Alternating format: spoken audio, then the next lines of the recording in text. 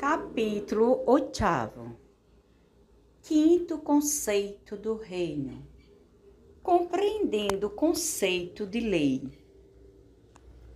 Em qualquer sociedade civil, o governo da lei é a base da ordem e da justiça social. Uma Constituição é o documento que registra as aspirações, os desejos e a esperança do povo para si próprio, no caso de uma república democrática. E em um reino, as aspirações e os desejos do rei para seus súditos. A lei é criada para proteger a Constituição e para assegurar os direitos dos cidadãos com relação àquilo que o Estatuto promete e garante a todos. Nenhuma sociedade humana consegue sobreviver muito tempo sem leis. Isso se aplica tanto a um reino como a qualquer outro sistema de governo.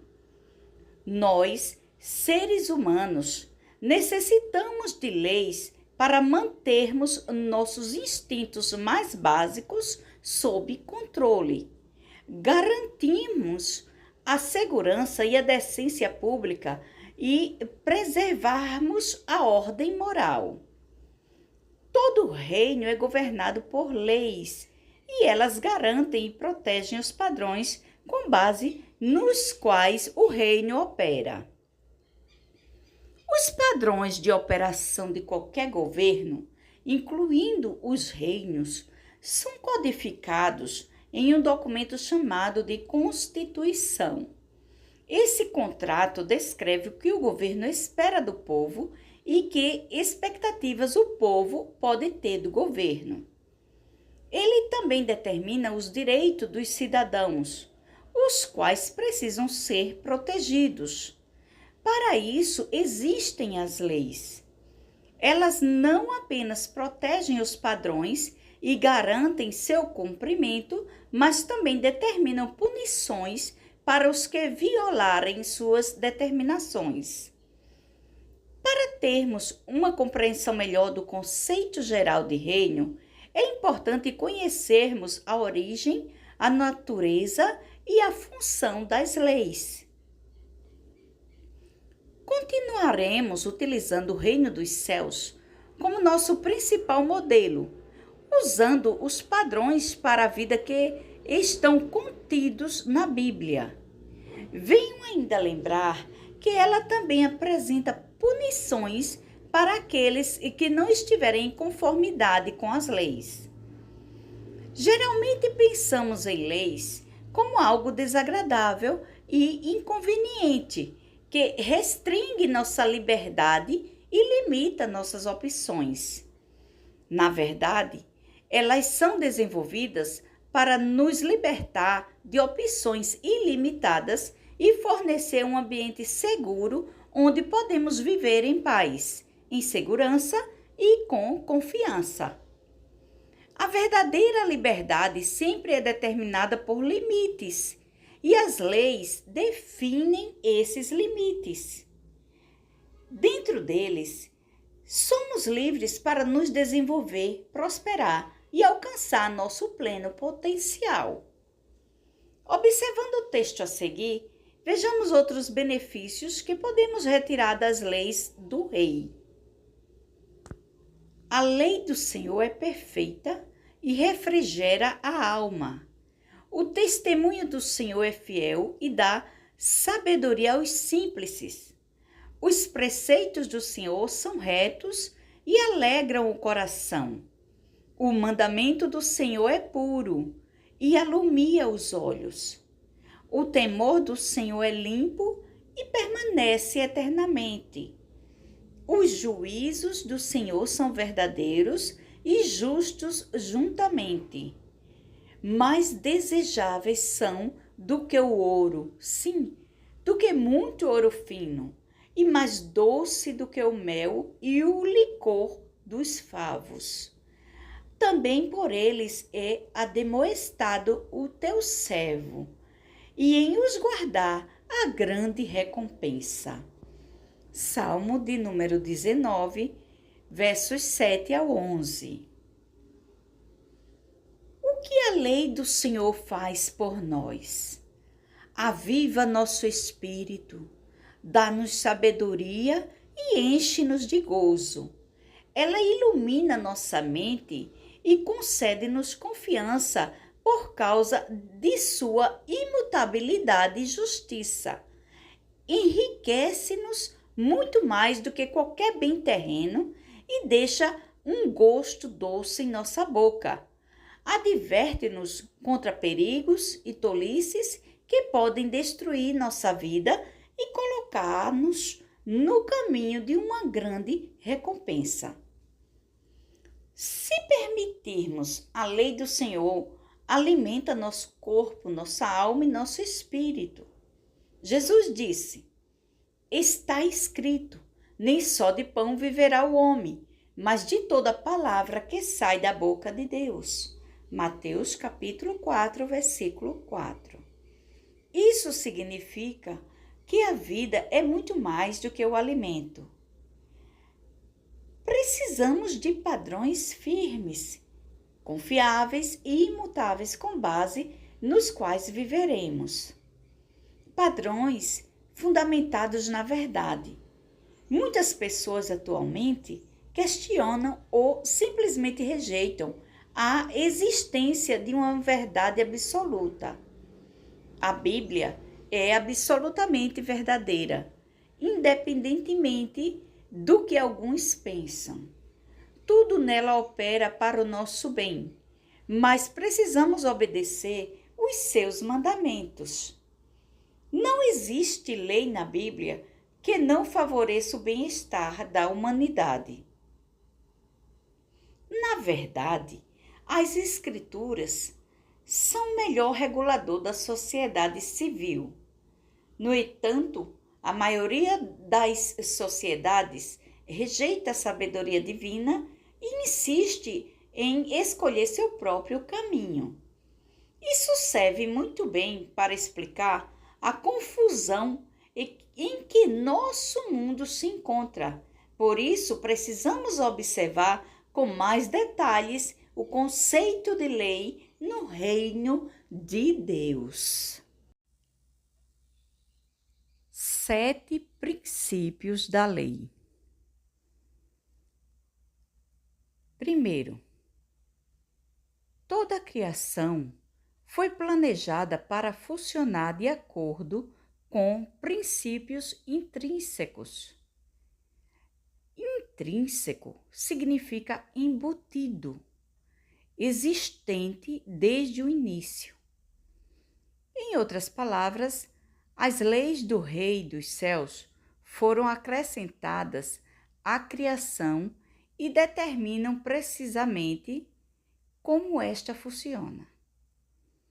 Os cientistas falam das leis da natureza, das leis da física, da lei da gravidade, das leis da termodinâmica e muitas outras para explicar como a natureza opera. Nesse sentido, as leis podem ser observadas, medidas e reproduzidas outras vezes, porque nunca mudam. Tudo o que Deus criou foi desenvolvido para funcionar por princípios intrínsecos. Segundo, esses princípios são chamados de lei natural. A lei natural está relacionada com normas que tratam da natureza das coisas. Por exemplo, os pássaros não precisam aprender a voar. Essa habilidade lhes é inerente como uma lei natural. Da mesma maneira, os peixes não são ensinados a nadar. Possuem essa capacidade como uma lei intrínseca. O mesmo princípio se aplica às plantas, quando produzem sementes que geram novas plantas idênticas à original. Terceiro, a lei natural é o padrão de eficiência em tudo que Deus criou. Se os pássaros acompanham as leis da natureza, podem viver e reproduzir-se. E se as plantas seguem as leis da natureza, crescem e produzem frutos, o Senhor inseriu essas leis no mundo e enquanto as plantas e os animais as seguirem, prosperarão e desenvolver-se-ão. Em contrapartida, a violação das leis da natureza gera disfunções. Retire um peixe da água e ele não se adaptará ao novo ambiente. Morrerá porque este animal foi criado para viver e respirar somente na água. Portanto, a lei natural é muito importante. Ela é o padrão para determinar o funcionamento correto de todas as coisas. Quarto, as leis são o segredo para a existência bem-sucedida e a garantia de cumprimento de um propósito. A obediência às leis estimula prosperidade e garante sucesso. Tudo que um pássaro precisa fazer para cumprir seu propósito é voar e reproduzir-se. Essas duas funções são governadas por leis naturais. Qualquer planta e criatura neste mundo serão bem-sucedidas e cumprirão seus propósitos simplesmente obedecendo à lei natural que lhes são inerentes. E conosco acontece o mesmo. Quando reconhecemos as leis de Deus e submetemos-nos de boa vontade a viver com base nelas, também somos bem-sucedidos e cumprimos nosso propósito no desígnio do Senhor. Assim podemos alcançar nosso pleno potencial. Quinto, as leis protegem o propósito. Quando obedecemos às leis, protegemos o propósito para o qual nascemos. Enquanto o peixe permanece na água, será capaz de sobreviver e prosperar. Enquanto a semente estiver no solo, irá germinar, crescer e desenvolver-se. Enquanto o pássaro continuar no ar e tiver espaço para voar, cumprirá seu propósito e permanecerá livre. Enquanto obedecermos às leis de Deus, também viveremos, cresceremos e prosperaremos. Por favor, entenda que, quando falo de obedecer às leis de Deus para vivermos bem e prosperarmos, não estou sugerindo que podemos conquistar uma posição de justificação com Ele pelas boas obras ou pela observância de algum código de regras e estatutos. A única maneira de sermos justificados perante o Senhor é mediante uma mudança de mentalidade, afastando-nos da rebeldia contra o Criador. Entre parênteses diz, o que a Bíblia chama de arrependimento. É depositado nossa confiança na morte de Jesus como sendo capaz de remover nossa culpa, desistindo da autoconfiança e reconhecendo-o como Senhor, dono de nossa vida. Quando falo sobre obedecer às leis de Deus, refiro-me a viver em submissão a Ele como nosso Rei e Senhor, honrando Sua palavra como padrão imutável para a nossa vida. E então, quais são as leis de Deus às quais devemos obedecer? Obviamente, todas elas, e são muitas. A seguir, apresento as duas mais importantes. Amarás, pois, o Senhor teu Deus de todo o teu coração e de toda a tua alma e de todo o teu poder. Deuteronômio, capítulo 6, versículo 5. Amarás o teu próximo como a ti mesmo. Levítico, capítulo 19, versículo 18, parte B. O próprio Jesus identificou esses dois como os mais importantes mandamentos da lei de Deus. Paulo, embaixador do reino, falando sobre a responsabilidade dos súditos celestiais para com as autoridades civis terrenas, disse o seguinte: o amor não faz mal ao próximo, de sorte que o cumprimento da lei é o amor. Romanos, capítulo 13, versículo 10. Quando obedecemos à lei, esta nos protege. Se a desobedecemos, colocamos em risco nosso propósito. Sexto, o propósito da lei é proteger a aliança constitucional. As leis existem para garantir que as provisões da Constituição sejam cumpridas de maneira consistente, com igualdade e sem preconceito entre os cidadãos. Por exemplo, a Constituição garante que cada cidadão tem direito de não ser condenado por um crime até que seja provada sua culpa. O julgamento realizado por um júri é uma lei desenvolvida para proteger esse direito constitucional. No reino dos céus, as leis divinas são elaboradas para proteger e garantir o cumprimento de todos os termos da aliança do Senhor com sua criação. De acordo com a tradição, firmar uma aliança envolvida a um juramento de fidelidade entre as partes envolvidas. Pelo fato de a aliança de Deus com os seres humanos ser unilateral, significando que aceitamos um contrato pré-estabelecido pelo Criador, somente o Senhor pode jurar fidelidade. E a Bíblia relata que foi exatamente isso que ele fez.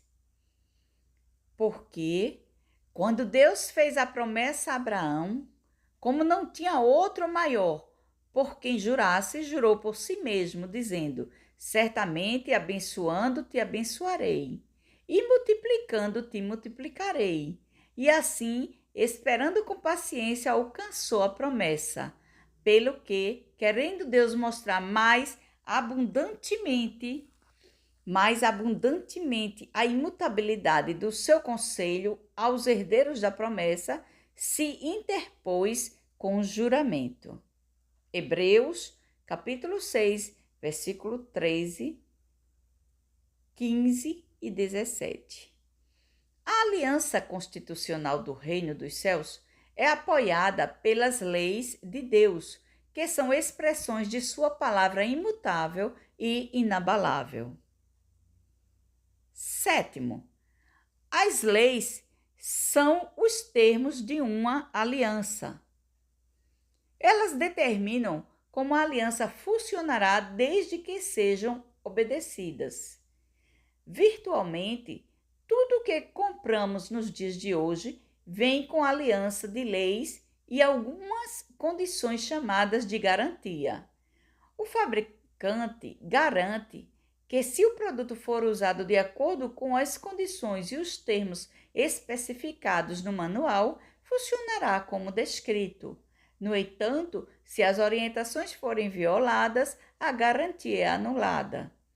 Assim, caso o produto apresente problemas no funcionamento, o fabricante estará isento de qualquer responsabilidade. Isso não é diferente no reino dos céus.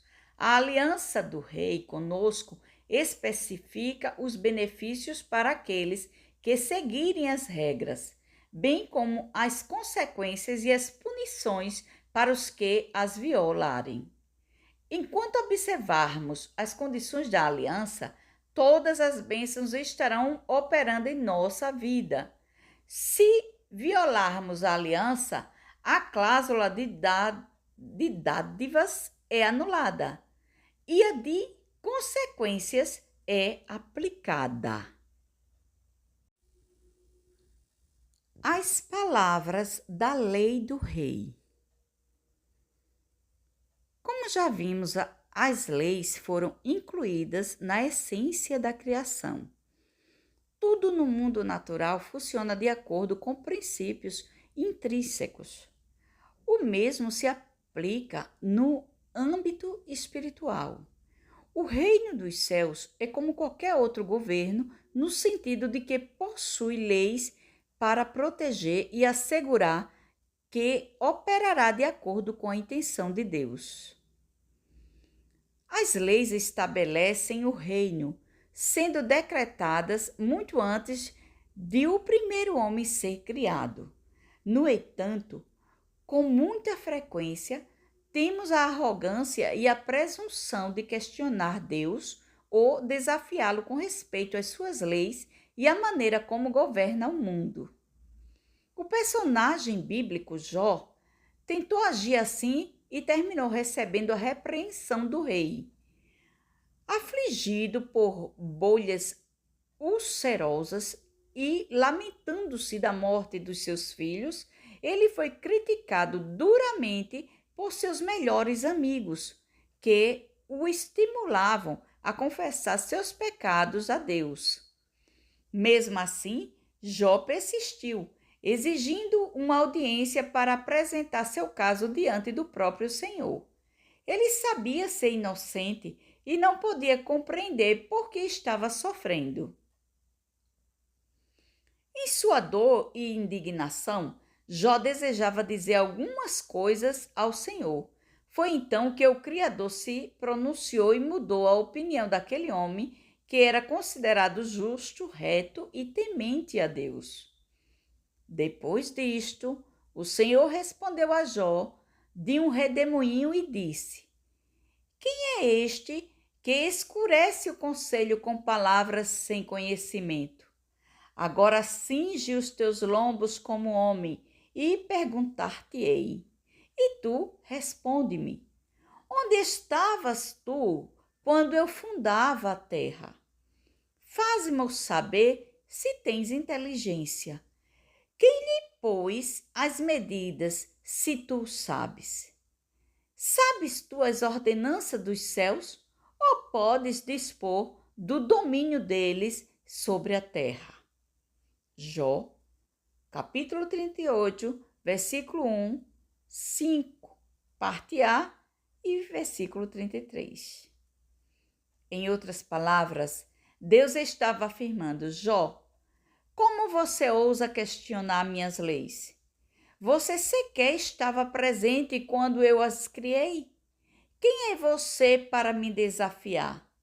Trata-se de um produto desafiando o fabricante, dizendo: Por que fez isso dessa maneira? Vou explicar melhor. Quando compramos um carro com motor de combustível interna, temos de aceitar a norma que determina que ele funcione apenas com gasolina. Foi uma decisão do fabricante e não nossa. Não importa o quanto nos esforcemos ou quanto possamos desejar que seja diferente, mas aquele automóvel não funcionará com nenhum outro tipo de combustível. Por isso, é tolice querer desafiar Deus e é inútil tentar mudar suas leis. Estas já existiam muito antes de sermos criados e permanecerão muito depois de termos partido desta terra. As leis foram inseridas na criação e sempre trazem consequências caso sejam violadas. Se tentarmos desafiar a lei da gravidade pulando do segundo andar de um prédio, teremos uma surpresa dolorosa, isto é, caso sobrevivermos à queda. Quando desrespeitamos qualquer lei, recebemos a devida punição. Deus não precisa julgar-nos, a lei carrega em si o julgamento. Lembremos que a palavra do rei é lei em seu reino. Quando essa palavra é registrada na forma escrita, chama-se testamento. Quando repetida verbalmente, constitui um mandamento. Vindo, pois, Moisés, e contando ao povo todas as palavras do Senhor e todos os estatutos, então o povo respondeu a uma voz e disseram: Todas as palavras que o Senhor tem falado faremos, E Moisés escreveu todas as palavras do Senhor. Êxodo, capítulo 24, versículo 3 e 4. Essas palavras e esses estatutos que Moisés pronunciou ao povo eram os 10 mandamentos registrados nos capítulos de Êxodo, com todas as outras leis de Deus. Os 10 mandamentos não são ordenanças religiosas. São leis estabelecidas pelo Senhor da criação. Elas determinam como o reino natural deve funcionar e como os seres humanos têm de relacionar-se com o Criador e uns com os outros. O significado de lei. O que significa lei exatamente? O termo hebraico básico traduzido como lei é Torá, que também significa direção e instrução. No decorrer do tempo, a palavra Torá passou a ser utilizada para se referir a todo o escopo da lei que Moisés recebeu de Deus no Monte Sinai e ensinou aos israelitas. Sendo assim, Torá significa a lei do Senhor. No Novo Testamento, encontramos 2 vocábulos gregos traduzidos como lei. O primeiro deles é nomos, que significa dividir, distribuir, e também aquilo que é designado. Com o tempo, passou a significar uso, costume e, eventualmente, a lei determinada por um costume ou estatuto. Esse é o vocábulo do qual deriva a palavra norma em sua língua. Tudo aquilo que aceitamos como norma em nossa sociedade, eventualmente se torna lei. Se ficarmos expostos por tempo suficiente a determinada ideia ou comportamento com o qual não estamos acostumados, ficaremos tão familiarizados com ele que passaremos a aceitá-lo. Uma vez que o aceitamos, começamos a pensar nele como sendo normal ou como sendo anormal. Ao vermos como norma, passamos a ter expectativas disso. Uma vez que tenhamos a expectativa, isso se torna, em termos práticos, exatamente como uma lei, ainda que não tenha sido formalmente estabelecido por estatuto legal. Dependendo da natureza da ideia ou do comportamento, esse processo pode ser bastante perigoso, porque nós, como sociedade, acabaremos apoiando e aceitando o mal ou a imoralidade. É exatamente isso que tem acontecido na cultura ocidental em questões como direitos homossexuais, casamento de pessoas do mesmo sexo, aborto, eutanásia, pesquisas com células tronco, embrionárias e coisas semelhantes. As leis de Deus foram desenvolvidas para nos impedir de aceitar e encarar o mal como sendo algo comum, concedendo a ele força de lei em nossa sociedade. Essa é a natureza protetora das leis. Elas impedem que ideias e comportamentos contrários à Constituição e ao bem-estar do povo tornem-se uma influência dominante. Em outras palavras, as leis de Deus são desenvolvidas para proteger a humanidade como um todo. É por isso que o pecado e a violação da lei nunca afetam apenas as pessoas diretamente envolvidas, mas também muitas outras. É como um efeito de ondas de choque. Nossas atitudes, sejam elas boas ou más, atingem aqueles ao nosso redor de maneira que talvez nunca consigamos perceber. Quando os israelitas atacaram a cidade de Ai durante a conquista da terra de Canaã, o pecado de um homem, Acã, trouxe a derrota para todo o povo.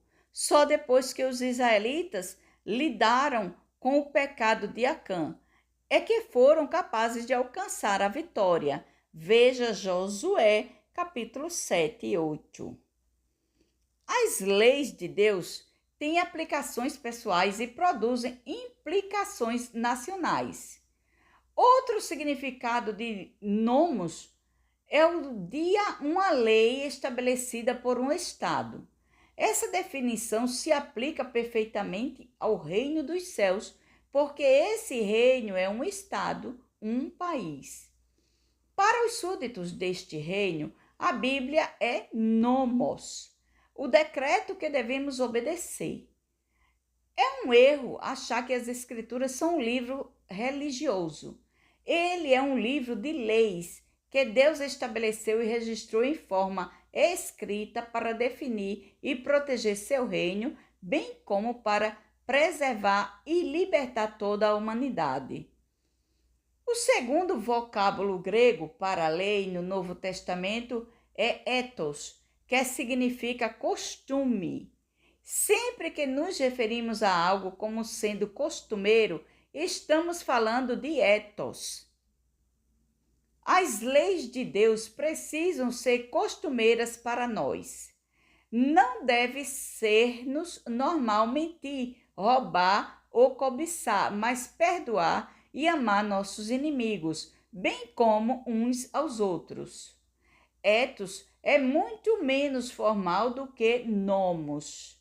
Na verdade, nas situações em que nomos passou a significar uma lei estabelecida, o termo ethos era usado para descrever a lei não escrita. As mais poderosas leis são aquelas que não foram registradas. Em qualquer cultura, os costumes geralmente carregam a força social da lei, mesmo sem a formalidade legal, e geralmente têm muito mais influência sobre o comportamento do povo do que qualquer lei registrada em livros. O Senhor nunca planejou escrever qualquer de suas leis. Ele não queria que tivéssemos de ler para poder viver. Não havia nenhuma lei escrita no Jardim do Éden, nem entregue a Abraão ou ao povo da aliança de Deus até os dias de Moisés. O Rei dos Céus pretendia gravar suas leis em nosso coração e em nossa mente para que não precisasse ensinar-nos. Foi a rebeldia da humanidade e sua separação de Deus que tornou necessário que as leis fossem escritas. Precisávamos de algo que refreasse nossos instintos mais básicos, prevenindo-nos de destruir a nós mesmos pelo egoísmo, pela paixão e pela violência descontrolada. O objetivo do rei nunca mudou. Apesar da rebeldia da humanidade, o propósito original do Senhor permanece. Mas este é o concerto que farei com a casa de Israel depois daqueles dias, diz o Senhor. Porei a minha lei no seu interior e a escreverei no seu coração, e eu serei o seu Deus, e eles serão o meu povo. Jeremias, capítulo 31, versículo 33. Esse propósito imutável do rei se cumpriu na nova aliança por intermédio de Jesus Cristo. Lei natural versus lei escrita. Deus sempre quis que sua lei fosse algo natural. Para compreendermos o reino dos céus, é importante também entendermos a distinção entre lei natural e lei escrita. Primeiramente, a lei escrita é necessária apenas quando a lei natural está ausente. Se nós, seres humanos, cumpríssemos a lei por natureza, não haveria necessidade de uma lei escrita para proteger a sociedade e refrear o mal. Em segundo lugar, o propósito da lei escrita é restaurar a lei natural à consciência humana. Por causa de nossa rebeldia contra Deus, perdemos o conhecimento e compreensão instintiva da lei natural. Nossa consciência se tornou corrupta e nossa semelhança com o Criador ficou manchada e distorcida. Aquilo que era natural se tornou antinatural. Consideramos, por exemplo, a generosidade como uma virtude, uma qualidade positiva que admiramos em outros e que desejamos desenvolver. Por quê? Porque não é uma característica humana natural, ou pelo menos não é mais. O Criador nunca ordenou que Adão fosse generoso e ofertasse, porque isso fluía naturalmente do homem. O espírito generoso era inerente a ele, pois havia sido formado de acordo com a imagem de Deus, seu Criador, e o Senhor é generoso por natureza. Entretanto, após a rebeldia de Adão e Eva, a humanidade se tornou avarenta, vil, abusiva, má e egoísta. Precisamos de uma lei que restaurasse a nossa consciência o conceito de ofertar. Em terceiro lugar, a lei natural às vezes é chamada de espírito de lei. Isso reflete o desejo de Deus de que o seu padrão de reino tornou-se a norma para um bom relacionamento social. Lembremos que a Terra é uma colônia do céu, logo, as leis celestiais devem ser aplicadas aqui, assim como são lá.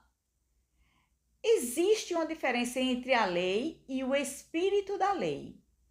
Este se refere ao intento original, propósito na mente do Criador desde o início. Portanto, o espírito da lei é a essência inerente aos propósitos e aos intentos originais da lei. Como tal, o espírito da lei sempre é mais elevado e mais amplo do que o documento da lei. Por esse motivo, a mais elevada norma padrão é a lei não escrita. Esta é um produto do espírito da lei. Quando a lei tem de ser registrada em forma escrita, isso significa que o povo está sendo desobediente. É um sinal de que o povo perdeu de vista o espírito da lei, o intento original. Qualquer nação é tão boa quanto as leis que elabora. Estas comandam a sociedade. Portanto, qualquer tipo de sociedade que almejamos é determinado pelas leis que organizamos. Quanto piores as leis, pior o país. Entretanto, leis ruins não produzem o declínio social, moral e espiritual de uma nação. Elas simplesmente refletem uma decadência que já esteja ocorrendo. As leis espalham a condição do país. Por isso é tão importante que nós, súditos do reino de Deus, recuperamos a compreensão do espírito da lei, a lei natural. Ela é o princípio fundamental de operação do reino dos céus.